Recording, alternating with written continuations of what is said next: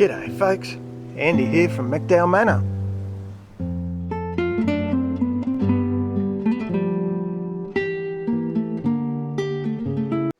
So today we're going to make halloumi. This is a pretty simple cheese to make, and it's one I actually include in my second cheese making course that I do for folks. You can see it has no starter bacteria, and what we're going to start with is bringing the milk, 4 litres of said milk, which is my normal one I use, which is a pasteurised only, and it's a Jersey milk. We're going to bring that to 45 degrees. That's step 1, folks. So we're starting to get pretty close to the 45. What I've done is I've put 2 ml of calcium chloride and 3 ml of rennet. I did it just using measuring spoons. Into a quarter of a cup of, I can use tap water because there's no bacteria in it, no starter bacteria in this one, folks, remember.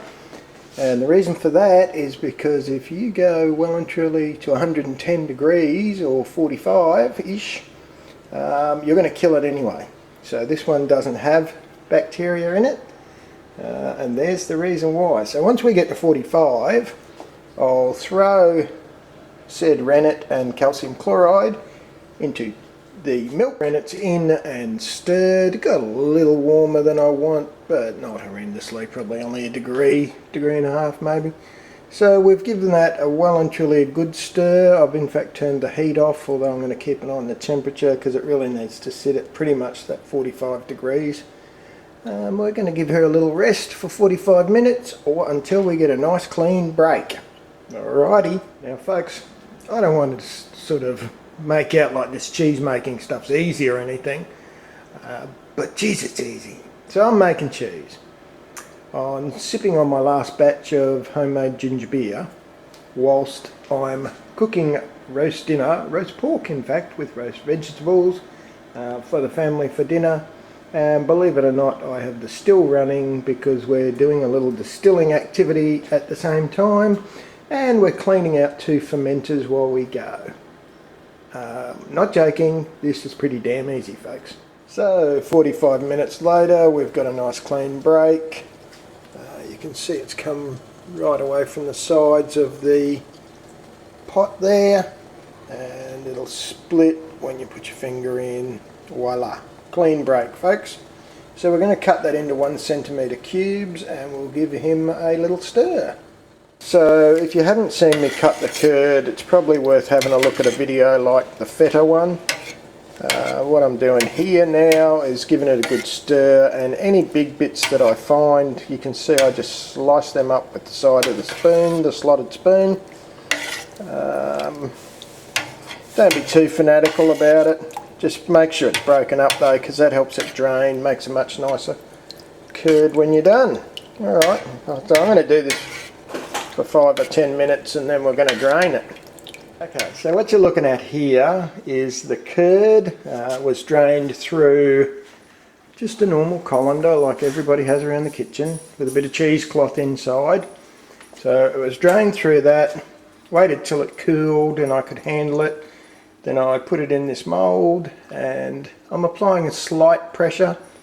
You know, a big can of food would kind of do it. That happens to be a bottle of molasses, but anyway, that's okay. So I'm going to wait a little while till I think that's nicely pressed and going to hold together, and then we're going to throw him in this pot of water which will be boiling. So that should prove fairly interesting, I think. So we'll leave a little while later and we'll come back and we'll have a boil. So there it is, out of the mould, on the plate, ready to be cut up. I'll do this in stages because I don't have a spare cameraman who can hold the camera. So I'll have a crack at it at various points and I'll come back and show you as we go. And there is cut the sides off, round, squared it up obviously. So the middle bit here will be easy, I'll just cut that into squares. These side bits I'll probably cut them just in half and throw them into the boiling water. Let's have a look when we've done a bit more. Now that cheese there will be going into, I'll try not to do that too fast, this boiling water over here. It'll boil for a while till it starts to float. Usually that's between 8 and 10 minutes. I'll give you a look at that when it's in, eh? So there it is in boil. It's gone in and it's boiling. Nothing exciting to see yet. Sunk to the bottom like a stone, but it will float. Trust me on that one, folks. We'll come back and have a look at that, shall we? Some bits are starting to float there. That's what we want to see. If you come over this way, remember halloumi's not a terribly tasty cheese because it's got no starter culture. So what I plan to do with this is marinate it with some homegrown mint and some homegrown rosemary. We'll put that in olive oil, and I've picked a fair bit of it, so hopefully within just a couple of days it should develop a really beautiful flavour. Alright, let's keep going. Well and truly floating now, which is great. I'm going to use a slotted spoon, which is the same one I used before, the everyday kitchen slotted spoon, nothing tricky. We're going to pull it out of there and we're going to put it into this straining rack, and it can sit there overnight.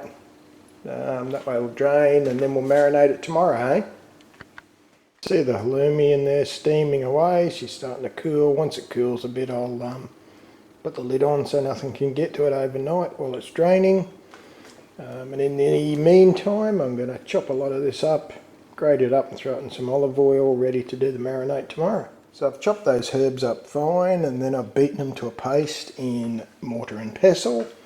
I'm going to throw that into a Tupperware container, a plastic container, and put a bit of oil on it just to keep the freshness, and that'll be ready to go for tomorrow for the marinade. This little guy I've turned, you can see the marks on the bottom. She's really starting to stiffen up as it cools and dries, which is exactly what you want. And so there it is, sitting in olive oil with those crushed up herbs in there. I'm going to leave that for 3 or 4 days. That'll get quite a nice flavour to it, and then we'll serve it up to some guests that my Rossie's going to have. What I need to mention is, in all my mucking around and rushing, I forgot to bloody salt it. So when you take it out of the mould and cut it into its shapes, you really need to salt every side of it. Just rub salt on it. So what I've done instead is I've just added a brine solution, like a amount of salt to the marinade that's sort of pieced on a brine solution. So it looked like about 2 cups of oil to me, so I use 60 grams of normal table salt, not iodised, and that'll do the trick.